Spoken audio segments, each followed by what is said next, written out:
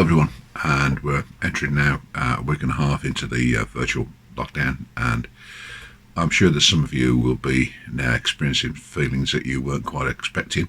The newness of it all has rubbed off, and we're actually sort of faced with how we're going to carry on doing this for the next few weeks.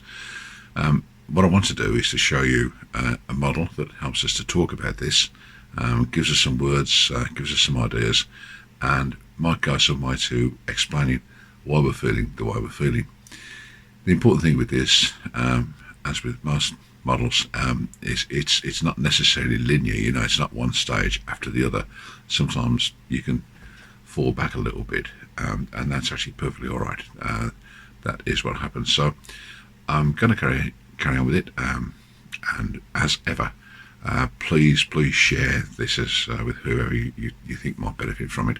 And stress again, absolutely no charge. This is about reaching out, and it's about I suppose doing our bit from Do What 3 Solutions to help everyone understand better some of the things that they can do to make the experience less onerous for themselves, and maybe therefore for their friends and their family and people who surround them.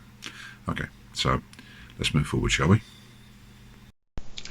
Well, here's a model that we're going to be looking at, and it's called the Kubler-Ross model, or the Kubler-Ross curve.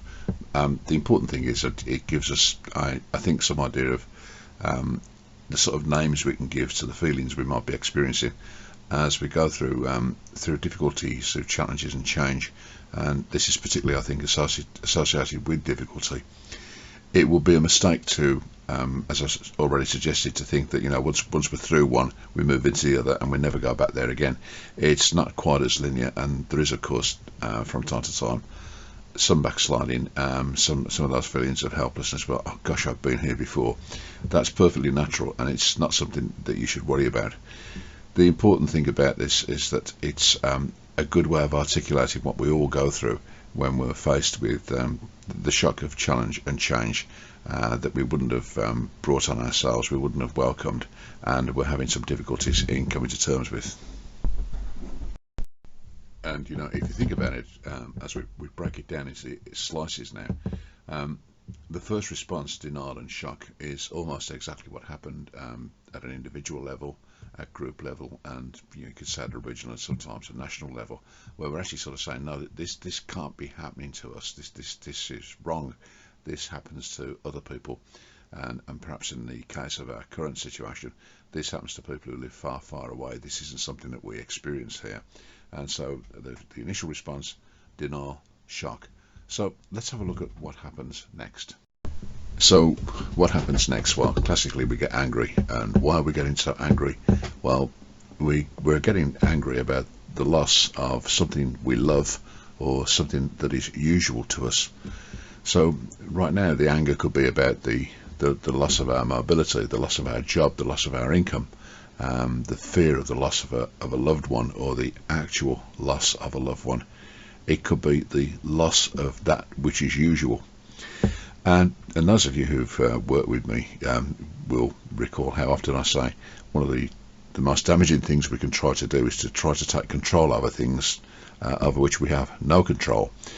And for me, that means that we actually start striking bargains. Well, if I do that, surely that will mean that I won't become poorly, or so and so won't become ill, or it will all be all right. And when the bargain we think we've struck doesn't work out, then we get both angry and sad. And what can happen there is that we bring the sadness onto ourselves, and we somehow feel that it's not worked because we didn't work.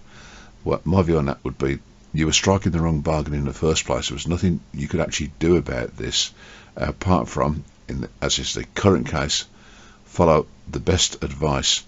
But that doesn't mean that you or somebody close to you might not be taken ill. The fact that you're following the advice, that you're doing the right thing, clearly doesn't mean that everybody else is, and it doesn't make you fireproof in this sense. So the sense of anger, two things: the fear of loss, and then anger and sadness when the bargains we strike or we think we struck just don't work out.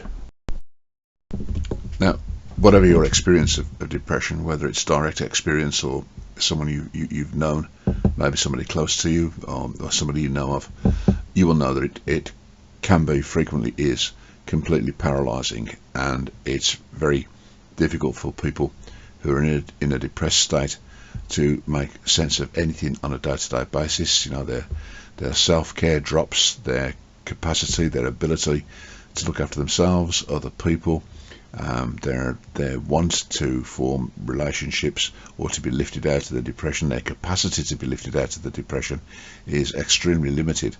And this phase, there's no time limit on this. What I think we do have to accept is that this is part of the pathology, part of the progress and process that we go through.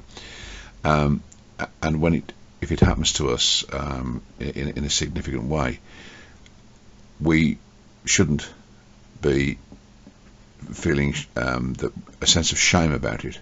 That's only going to compound the problem. This is a natural part of coming to terms with significant, and let's remember, significant and often damaging change that you would not have chosen for yourself. There will, however, be a point where we move to acceptance, and it is exactly what it says, where we're able to sort of take a look at the situation we're now in, and to say to ourselves, yes, it is that way. Now, you will understand, I'm sure, that some people can arrive at that point quicker than others, and I would ask you also to accept that there's a point at which, those of us who've got there will slip back a little bit, and that's to be expected. So I really do want to stress, this isn't a kind of a step model, you do one and the next one's the next thing to do. There is an amount of sometimes slipping back through this, but as we build up acceptance, we also, I feel, build up our resilience. And then what happens next is interesting, because we then build up our commitment to shaping a different future. If you think about what's going on now, those are exactly the conversations that are being had by a number of people. When we come out of this, we're going to treat each other differently. We're going to treat the ecosystems differently.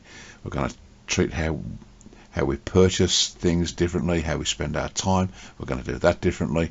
So part of the acceptance process and moving on from that is about articulating, it's about describing what a better or different future might look like and committing to that. And if you think about it, it helps make the present and recent past more tolerable if we can say to ourselves that we have the power, we have the capacity to commit to building a better future and start to talk about what that actually might look like, sound like, and feel like. Alright, so now we have the full model from that very energized beginning of denial and shock, and let's think of our current situation, how we regarded it in the January and February stages. This was not going to happen to us. Oh heavens, it's on its way. And then we saw a lot of anger. How can this be happening to us? We bargained, didn't we? If I do all this right, if I self-isolate, if I look after myself, then surely everything will be okay for me. And it doesn't always turn out that way. These bargains we strike, we have no power over the bargaining process. What we're actually doing is trying to convince ourselves that if we do the right thing, we will be okay. And we hope we will be, but these things don't always work out. And when they don't, then we can turn that in against ourselves, and that can make us feel quite sad, quite depressed. That sadness, that depression can also come from just feeling fearful, which I'm going to put there with that kind of anger idea. And the way I get rid of my fear is to commit to doing something good. Hey, it hasn't worked, and now I'm dropping into that place of depression. I've lost control over events. What we hope, of course, is that people emerge from that, and they emerge from it reasonably intact, and they can come to a place of acceptance where they understand that they need to see things differently and to do things differently, and then look how the energy increases as we move to that place of commitment. And that's happening even now, where we're talking about what it is we're going to do different when we come out of this. Okay, and thanks for joining me.